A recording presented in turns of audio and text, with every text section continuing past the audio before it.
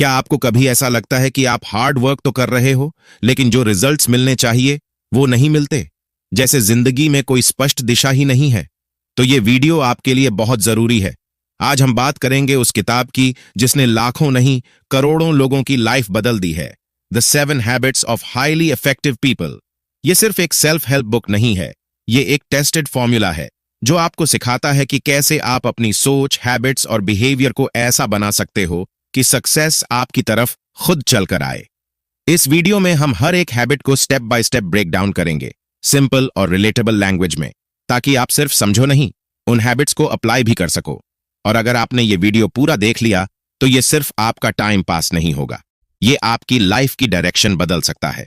तो बने रहो, क्योंकि आगे जो आने वाला है वो आपके सोचने, काम करने और जीने के तरीके को पूरी तरह से बदल सकता है। स्टीवन आर कोवी की लिखी हुई किताब the 7 habits of highly effective people हमें सिखाती है कि पर्सनल और प्रोफेशनल लाइफ में इफेक्टिव बनने के लिए कौन सी हैबिट्स जरूरी हैं। इस किताब की सबसे खास बात यह है कि ये आपको सिर्फ बाहर की सफलता नहीं, बल्कि अंदर से भी ग्रो करने की राह दिखाती है। कवि मानते हैं कि किसी भी बदलाव की शुरुआत माइंडसेट से होती है, यानी जैसे हम चीजों को देखते हैं वैसा ही हमारा वर्ल्ड बनता है। इसलिए अगर हम अपनी परसेप्शन को बदल दें तो हमारी रियलिटी भी बदल सकती है। यहीं से शुरू होता है रियल ट्रांसफॉर्मेशन। पहली 3 हैबिट्स आपको सेल्फ कंट्रोल और इंडिपेंडेंस की तरफ लेकर जाती हैं, जैसे कि B proactive, begin with the end in mind और पुट फर्स्ट थिंग्स फर्स्ट। ये हैबिट्स बताती हैं कि कैसे हम अपनी जिंदगी के जिम्मेदार खुद बन सकते हैं। हैबिट्स 4, 5 और 6 टीम वर्क और इफेक्टिव कम्युनिकेशन पर फोकस करती हैं। Think win win, seek first to understand, then to be understood और सिनर्जाइज। ये आपको सिखाती हैं कि कोलैबोरेशन से हम अकेले से ज्यादा अचीव कर सकते हैं। और आखिर में आती है 7वीं हैबिट, शार्पन द सॉ, जो कहती है कि सेल्फ रिन्यूअल बहुत जरूरी है। चाहे वो फिजिकल हो, इमोशनल हो या स्पिरिचुअल, ग्रोथ हमेशा चलती रहनी चाहिए। कवि बताते हैं कि जिंदगी में सच्ची इफेक्टिवनेस तब आती है जब हम सिर्फ कामयाबी के पीछे नहीं भागते, बल्कि मीनिंगफुल रिलेशनशिप्स, डीप अंडरस्टैंडिंग और पर्पस को भी साथ लेकर चलते हैं। इस किताब का सबसे बड़ा मैसेज है, अगर आप अपनी आदतें बदलते हो तो आप अपनी जिंदगी बदल सकते हो। और ये बदलाव सिर्फ सरफेस लेवल पर नहीं, डीप ट्रांसफॉर्मेशन होता है। अगर आप अपने गोल्स को अचीव करना चाहते हैं और एक पर्पसफुल लाइफ जीना चाहते हैं तो ये किताब आपके लिए रोड मैप की तरह काम करेगी।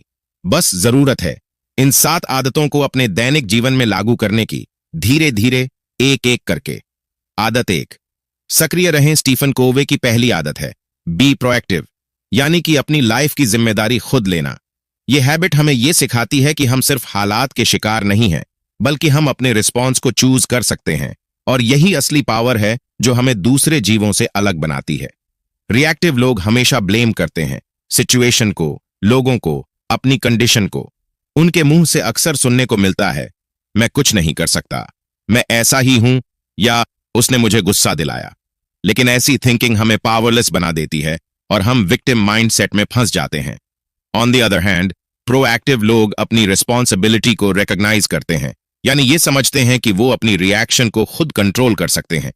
कोवी कहते हैं कि यह हमारी सबसे बड़ी स्ट्रेंथ है कि किसी भी स्टिमुलस के बाद हम कैसे रिस्पॉन्ड करेंगे वो हमारे हाथ में है।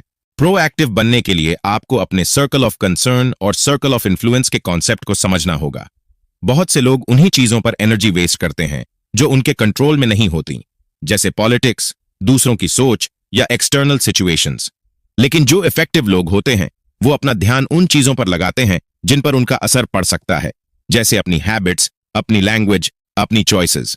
अब बात करते हैं एक्शन की, कैसे इस हैबिट को अपनी लाइफ में अप्लाई करें। सबसे पहले अपनी लैंग्वेज पर ध्यान दो। इंस्टेड ऑफ सेइंग उसने मुझे इरिटेट कर दिया, कहो मैं अपनी फीलिंग्स के लिए रिस्पॉन्सिबल हूं।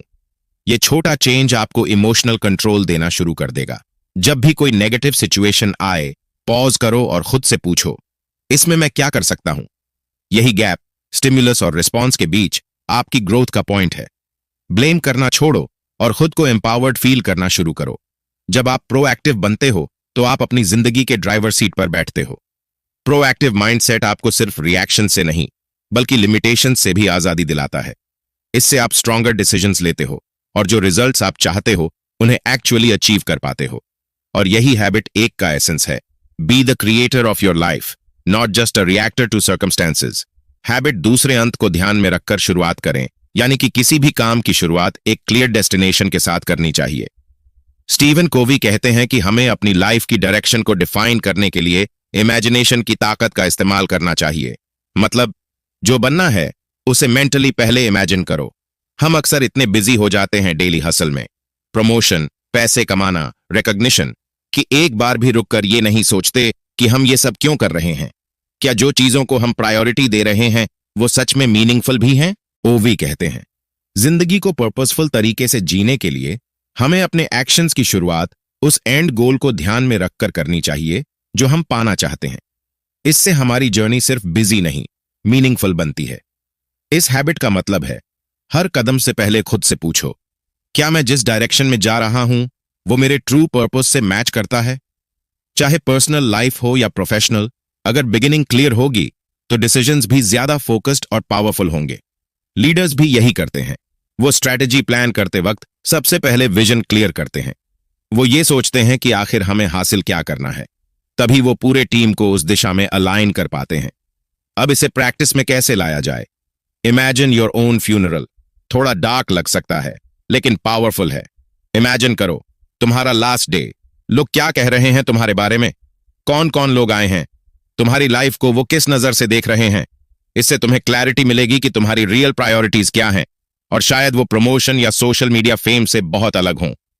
अपने लाइफ की रोल्स को आइडेंटिफाई करो, जैसे स्टूडेंट, सन, डॉटर, फ्रेंड, फ्यूचर लीडर। हर रोल के लिए 3 से 5 ऐसे गोल सोचो जो उस रोल को फुलफिल करने में हेल्प करें। ये स्टेप्स तुम्हें इंटेंशनल बनाते हैं। अपने फियर्स को फेस करो। क्या चीज डराती है? Public speaking, failure. अब सोचो वर्स्ट केस स्कीनरियो क्या होगा, फिर इमेजिन करो कि तुम उस डर को कैसे हैंडल करोगे। इससे डर स्मॉल लगेगा और क्लैरिटी आएगी कि तुम्हें एक्शन लेना ही है। कवि एक और पावरफुल कॉन्सेप्ट बताते हैं, रिस्क्रिप्टिंग। मतलब, अगर तुम्हारी लाइफ की स्क्रिप्ट किसी और ने लिखी है, जैसे सोसाइटी या फियर, तो अब टाइम आ गया है अपनी वैल्यूज के हिसाब से नई स्क्रिप्ट लिखने का। अपनी लाइफ के सेंटर को पहचानो। वो क्या है जो तुम्हें गाइड करता है? पैसा, लोग या इंटेग्रिटी? जिस चीज को तुम सेंटर बनाते हो वही तुम्हारे डिसीजंस, माइंडसेट और रिएक्शंस को शेप करती है। इसलिए ध्यान से सोचो, क्या वो सेंटर तुम्हें स्ट्रेंथ देता है या कंफ्यूज करता है? Begin with the end in mind. कोई एब्स्ट्रैक्ट कॉन्सेप्ट नहीं है, ये एक डेली प्रैक्टिस है जो तुम्हें क्लैरिटी, कॉन्फिडेंस और कंट्रोल देती है। यह हैबिट सिखाती है कि डायरेक्शन के बिना स्पीड बेकार है, तो पहले डायरेक्शन तय करो, फिर दौड़ो। तीसरी, पहली चीजों को प्राथमिकता दें। अब तक हैबिट 1 और 2 में हमने जाना कि हमें प्रोएक्टिव रहना है और अपनी लाइफ का एक क्लियर डायरेक्शन सेट करना है। लेकिन अब कवि कहते हैं, वो जो गोल्स और वैल्यूज तुमने तय किए हैं उन्हें डेली रूटीन में भी लाना जरूरी है, वरना सब सिर्फ सोच बनकर रह जाएगा। ज्यादा इफेक्टिव बनने के लिए प्रायोरिटीज को इंपॉर्टेंस देनी पड़ती है, न कि सिर्फ उन चीजों को जो अर्जेंट दिखती हैं। प्रॉब्लम यही है, हम अक्सर इमरजेंसी वाली चीजों में उलझे रहते हैं। नोटिफिकेशंस, डेडलाइंस, किसी और की एक्सपेक्टेशंस, और ऐसे में वो चीजें जो एक्चुअली इंपॉर्टेंट हैं, जैसे रिलेशनशिप बिल्ड करना, खुद पर काम करना, फ्यूचर प्लानिंग, वो सब पीछे छूट जाती हैं। कोवी ने एक सिंपल और पावरफुल कॉन्सेप्ट दिया है, टाइम मैनेजमेंट मैट्रिक्स। इसमें 4 क्वाड्रेंट होते हैं। क्वाड्रेंट आई, अर्जेंट और इंपॉर्टेंट, जैसे emergencies, last minute deadlines, crisis situations. ये जरूरी है, पर अगर यहीं फोकस रहा तो बर्नआउट तय है। क्वाड्रेंट 2, नॉट अर्जेंट लेकिन इंपॉर्टेंट, जैसे planning, self care, exercise, skill building, long term goals. यही क्वाड्रेंट है जहां ग्रोथ होती है। Quadrant 3, urgent but not important, interruptions, कुछ ईमेल्स, दूसरे लोगों की अर्जेंसी। ये डिस्ट्रैक्ट करते हैं पर ज्यादा असर नहीं डालते। चौथा quadrant, not urgent, not important, scrolling, binge watching, gossip, pure time waste. अब सच बताओ, तुम अपना ज्यादातर समय किस क्वाड्रेंट में बिताते हो? कवि कहते हैं कि हमें क्वाड्रेंट 2 को प्रायोरिटी बनाना है। मतलब वो चीजें जिनसे लॉन्ग टर्म बेनिफिट होगा, चाहे वो आज अर्जेंट ना लगे। जब हम इस क्वाड्रेंट को इंपॉर्टेंस देते हैं तो हम प्रोएक्टिव बनते हैं, स्ट्रेस और क्राइसिस कम होती है, हमारी क्लैरिटी और फोकस बढ़ती है, रिलेशनशिप बेटर होते हैं और हमारी एनर्जी सही जगह लगती है। लेकिन यहां चैलेंज आता है, विल पावर। जब मन नहीं कर रहा होता तब भी करना, डिस्ट्रैक्शंस को नो कहना, अपने टाइम और एनर्जी को कॉन्शियसली डायरेक्ट करना। और याद रखो, हर यस के पीछे एक नो होता है। अगर तुम हर किसी की अर्जेंसी पर यस कह रहे हो तो अपनी प्रायोरिटीज पर नो कह रहे हो। तो हैबिट 3 को प्रैक्टिस में लाने के लिए ये स्टेप्स फॉलो करो। क्वाड्रेंट 2 वाली एक एक्टिविटी चूज करो, जैसे डेली जर्नलिंग, रीडिंग, किसी नए स्किल पर काम करना, और उसे इंप्लीमेंट करने का प्लान बनाओ। हैप्पी ना खुद का टाइम मैट्रिक्स ड्रॉ करो। हर क्वाड्रेंट में तुम कितना समय लगा रहे हो एस्टिमेट करो। अब अगले 3 दिनों तक एक्चुअल ट्रैकिंग करो। रियल टाइम में ऑब्जर्व करो कि तुम कहां ज्यादा टाइम बिता रहे हो। फिर कंपेयर करो, क्या तुम्हारा अनुमान सही था। और सबसे जरूरी, अगर तुम चाहते हो कि लॉन्ग टर्म में कुछ मीनिंगफुल क्रिएट करो तो तुमको कुछ अर्जेंट दिखने वाली चीजों को छोड़ना पड़ेगा। हर छोटी फायर बुझाने की जरूरत नहीं होती। हैबिट 3 तुम्हें यह सिखाती है कि बिजी होना और प्रोडक्टिव होना एक जैसे नहीं है। रियल इफेक्टिवनेस तब आती है जब तुम सही काम को सही वक्त पर करते हो, विथ इंटेंशन और डिसिप्लिन। तो आज से ही सवाल पूछो, क्या मैं उस काम पर टाइम दे रहा हूं जो मेरे फ्यूचर को शेप करेगा? अगर आंसर नहीं है तो अब टाइम है डायरेक्शन बदलने का। 4 जीत जीत की सोच रखें। स्टीवन कवी कहते हैं, अगर हमें दूसरों के साथ स्ट्रांग और मीनिंगफुल रिलेशनशिप्स बनानी है तो हमें एक ऐसी माइंडसेट डेवलप करनी होगी जो सिर्फ अपनी जीत नहीं, सामने वाले की जीत को भी उतना ही जरूरी मानती हो। अब सोचो, जब भी हम किसी से इंटरैक्ट करते हैं, चाहे दोस्ती में हो, बिजनेस में या घर पर, वहां 6 तरह के माइंडसेट देखने को मिलते हैं। विन विन, दोनों की जीत, मतलब ऐसा सोल्यूशन या समझौता जहां दोनों पार्टीज को वैल्यू मिले और दोनों सेटिस्फाइड हों। यही सबसे आइडियल अप्रोच है। विन लूज, मैं जीतूं तू हारे वाली सोच। ऐसे लोग अपनी पोजीशन, पावर या ईगो के दम पर दूसरों को नीचे दिखाकर खुद ऊपर उठना चाहते हैं। लूज विन, तू जीत जा मैं हार जाऊं। ये लोग खुद को सप्रेस करते हैं ताकि दूसरे खुश रहें।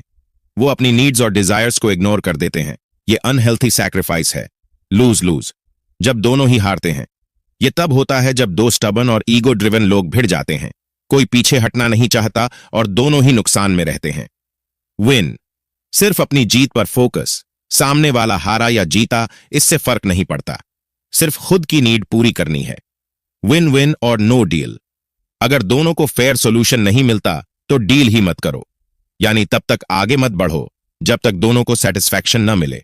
अब बात आती है माइंडसेट की। क्या तुम्हारा नजरिया अबंडेंस बेस्ड है या स्कैर्सिटी बेस्ड? स्कार्सिटी मेंटालिटी में हम सोचते हैं, अगर वो जीत गया तो मैं हार गया। हम दूसरों की सक्सेस से इनसिक्योर हो जाते हैं, क्रेडिट शेयर करना मुश्किल लगता है और हम हमेशा कंपैरिजन में जीते हैं। लेकिन अबंडेंस मेंटालिटी कहती है, इस दुनिया में सबके लिए बहुत कुछ है। जब हम ऐसा सोचते हैं तो हम नेचुरली दूसरों की तारीफ कर पाते हैं, खुश हो पाते हैं और उनके साथ जेन्युइनली कोलैबोरेट कर पाते हैं। विन विन माइंडसेट को अपनाने के लिए यह जरूरी है कि हमारा कैरेक्टर अंदर से स्ट्रांग हो, यानी हम अपने वैल्यूज के साथ अलाइंड हों, कॉन्फिडेंट हों और दूसरों को ट्रस्ट दे सकें। रियल लीडरशिप तब आता है जब हम सिर्फ अपना फायदा नहीं देखते बल्कि दूसरों को साथ लेकर चलते हैं। और यह तभी पॉसिबल होता है जब हम किसी इंसान को ब्लेम करने के बजाय प्रॉब्लम को सॉल्व करने में एनर्जी लगाएं।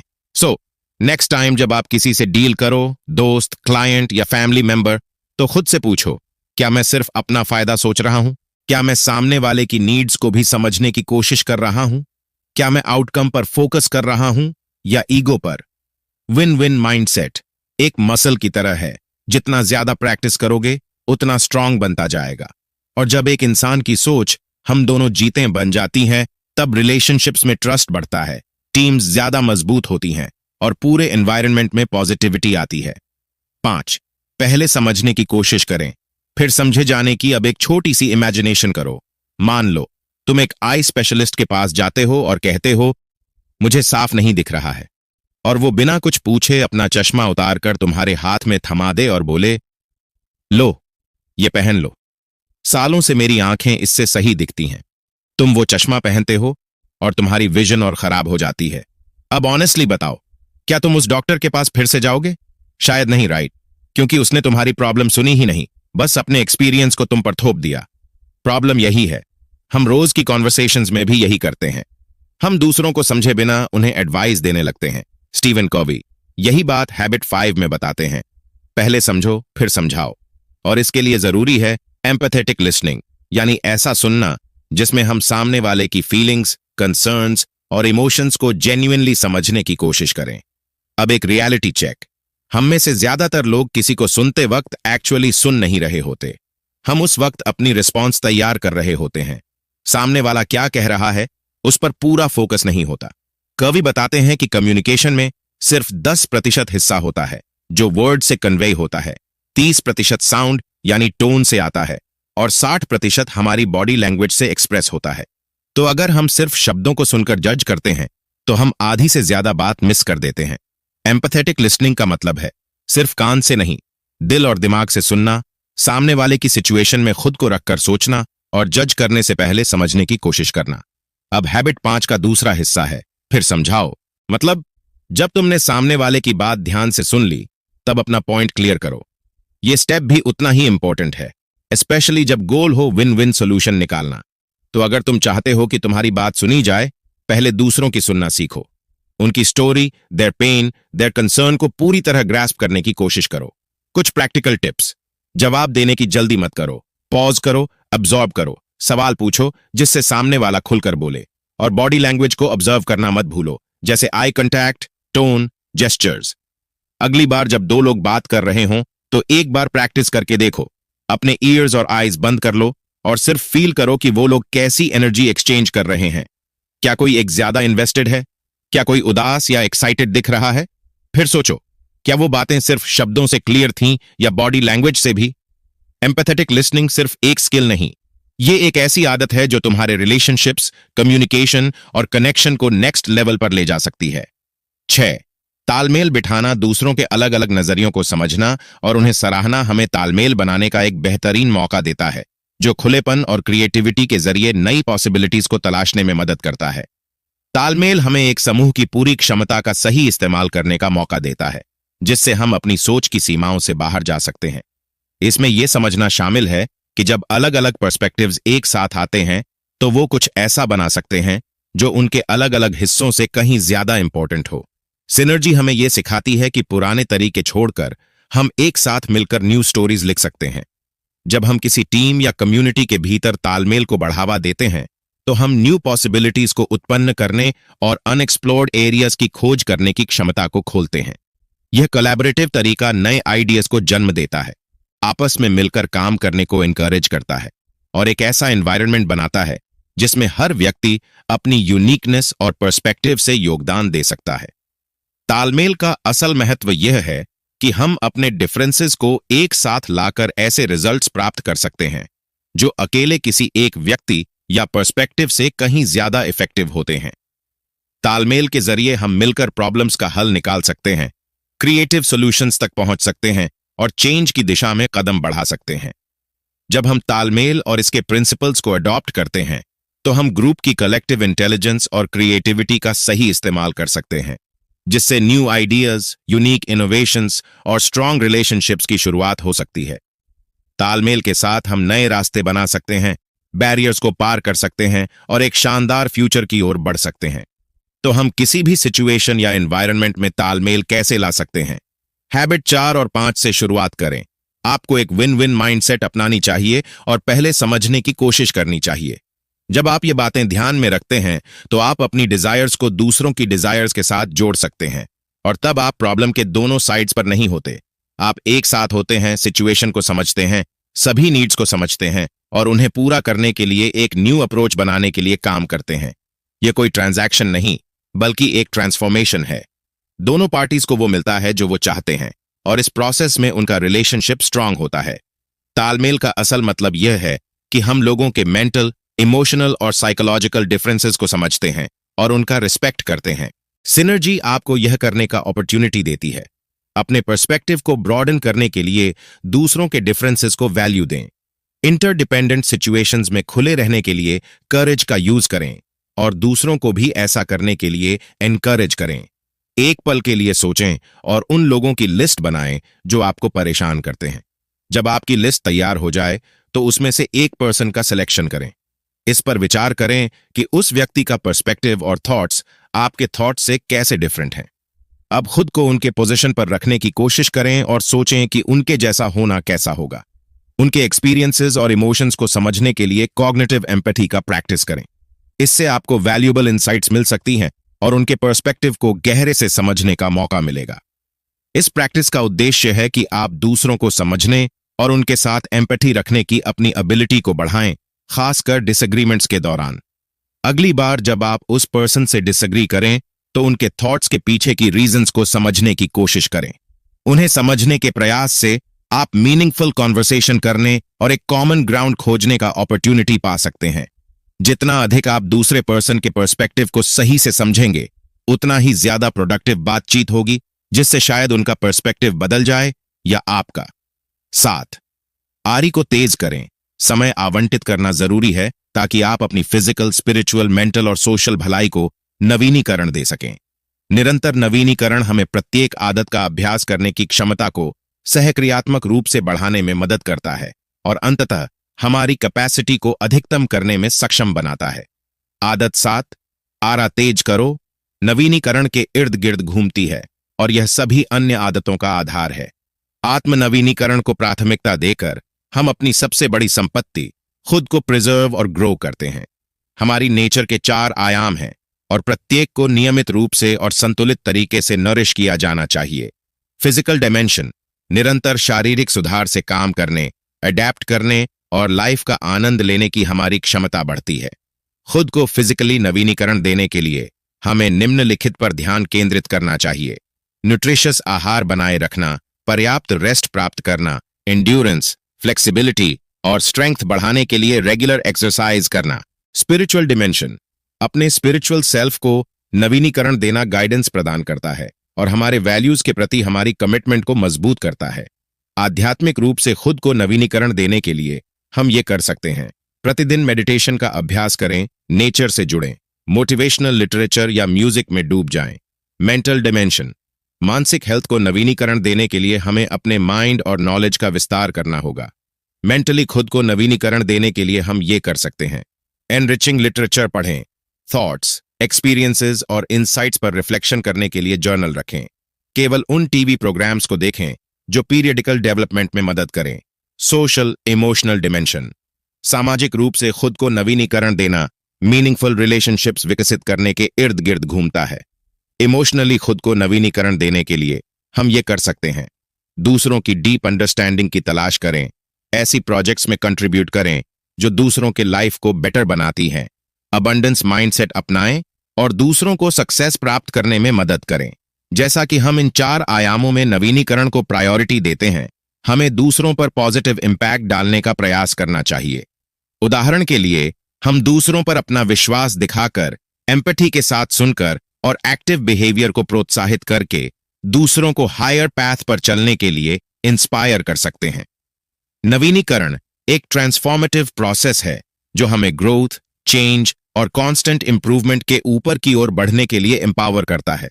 खुद को नियमित रूप से सेल्फ रिन्यूअल के लिए डेडिकेट करके हम लाइफ के सभी पहलुओं में सफलता प्राप्त करने के लिए जरूरी एनर्जी, वाइटैलिटी और माइंडसेट डेवलप करते हैं। 4 आयामों के साथ खुद को नवीनीकरण करने में आपकी मदद करने के लिए एक्टिविटीज की लिस्ट बनाएं। प्रत्येक डिमेंशन के लिए एक एक्सरसाइज चुनें और इसे आने वाले सप्ताह के लिए गोल के रूप में लिस्ट करें। सप्ताह के अंत में अपने परफॉर्मेंस का इवैल्यूएट करें। प्रत्येक गोल को पूरा करने में आपको किस कारण से फेलियर या सक्सेस मिली। स्टीवन आर कोवी द्वारा लिखित the 7 habits of highly effective people एक ट्रांसफॉर्मेटिव सेल्फ हेल्प पुस्तक है जो पर्सनल और प्रोफेशनल सक्सेस के लिए टाइमलेस प्रिंसिपल्स प्रदान करती है। कोवी का approach active behaviour, goal setting, tasks को प्रायोरिटाइज करने और मीनिंगफुल रिलेशनशिप्स को बढ़ावा देने के महत्व पर जोर देता है। यह किताब रीडर्स को एक्टिव माइंडसेट डेवलप करने और अपने लाइफ की रिस्पॉन्सिबिलिटी लेने के लिए प्रेरित करती है। कवी की 7 आदतें जैसे be proactive, begin with the end in mind और seek first to understand then to be understood personal growth और इफेक्टिवनेस के लिए प्रैक्टिकल इंसाइट्स और स्ट्रैटेजीज देती है। यह इंपैक्टफुल गाइड उन लोगों के लिए एक पावरफुल रिसोर्स है जो अपनी प्रोडक्टिविटी बढ़ाना चाहते हैं और लॉन्ग टर्म सक्सेस अचीव करना चाहते हैं।